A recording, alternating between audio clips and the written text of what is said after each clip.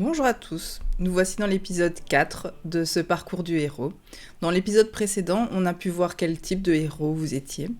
Ici, on va vraiment rentrer dans le vif du sujet, c'est-à-dire savoir ce qui vous tourmente réellement.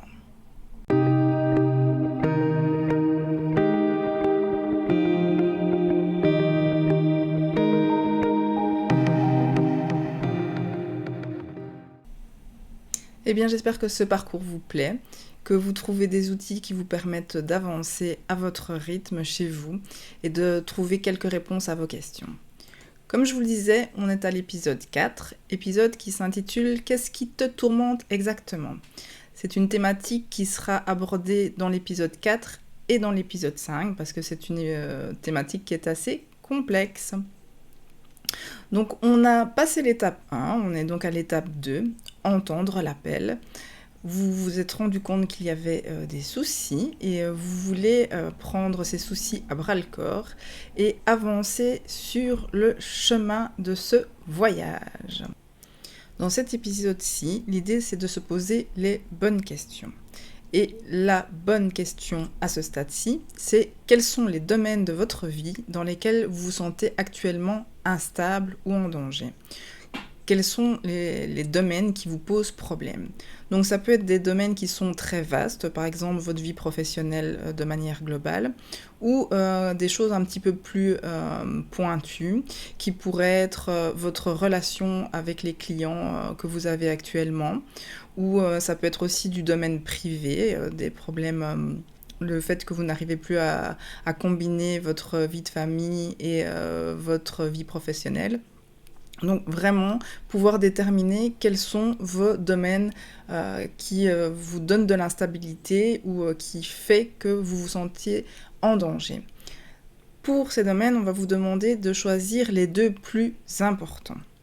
Une fois que c'est fait, on va vous poser tout un tas de questions donc, auxquelles vous allez devoir répondre et pour le domaine 1 et pour le domaine 2. La première question, c'est « Qu'est-ce qui me frustre ?»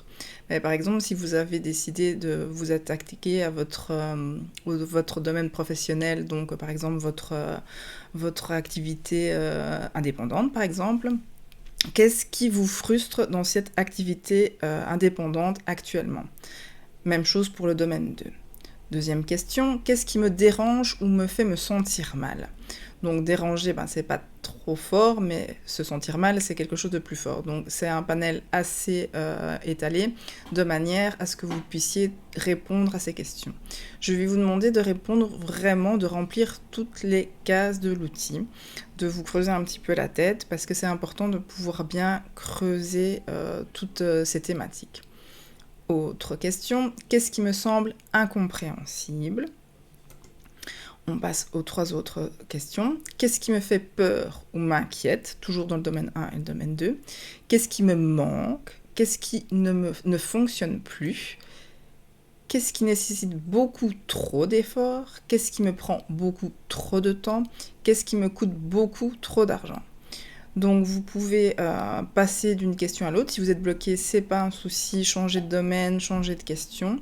Mais le principal, c'est de pouvoir répondre à toutes les questions pour les 2 domaines. Une fois que vous avez répondu à toutes ces questions, je vous propose de les mettre en parallèle avec les réponses que vous avez données dans l'outil de l'épisode 1, qui était le tableau final, quelles étaient les activités à changer, à renforcer, modifier, créer, réduire, arrêter.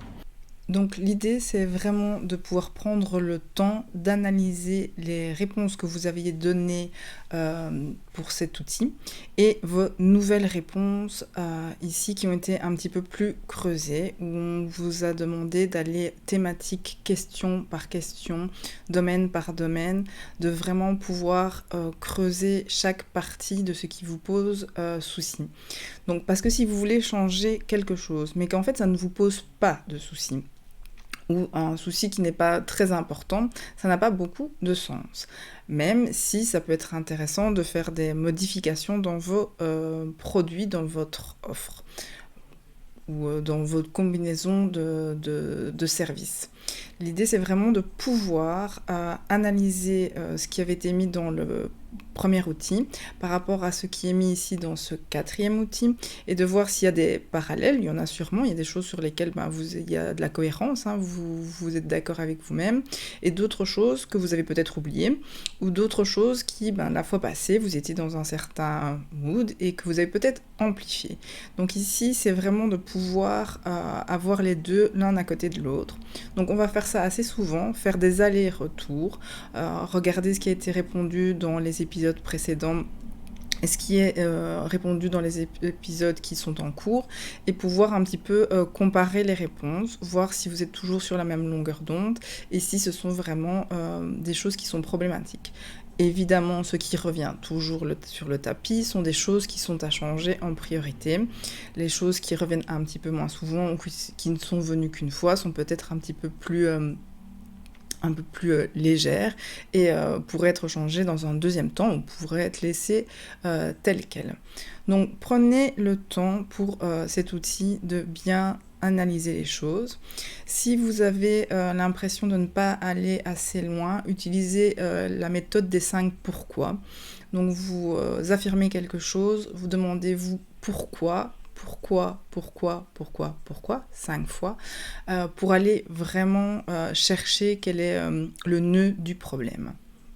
Quand on a bien déterminé quels sont les problèmes, c'est beaucoup plus simple de pouvoir s'y attaquer et passer aux étapes suivantes. C'est tout pour cet épisode-ci. Je vous donne donc rendez-vous dans le prochain épisode. Comme d'habitude, vous pouvez nous retrouver sur Facebook, sur le site d'entreprendre.wapi. Vous connaissez maintenant les séances d'idéation qui sont données par le WhatsApp. Si vous voulez être tenu au courant de la sortie des vidéos, vous appuyez sur la petite cloche sur YouTube. Les likes sont toujours appréciés. Je vous souhaite beaucoup de bonheur déjà, on approche de la fin de l'année et je vous encourage à travailler de manière acharnée, peut-être pas acharnée, mais de travailler sur vos outils pour pouvoir continuer ce parcours. À la prochaine fois.